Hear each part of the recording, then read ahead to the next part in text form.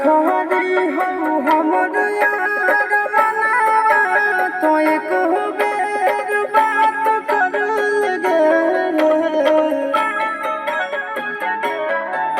आगे आखरी हो हमर यार मना तो एक बेर बात कर गे आगे सुना यार हो हर की बातनवा में आके मुलाकात कर लेगे अब सुना यार हो हर की बातनवा में आके मुलाकात कर लेगे आगे चली जाइबू छोड़ी के दुनिया विदाई अपने हाथ कर लेगे आगे सुना यार हो हर की बातनवा में आके मुलाकात कर लेगे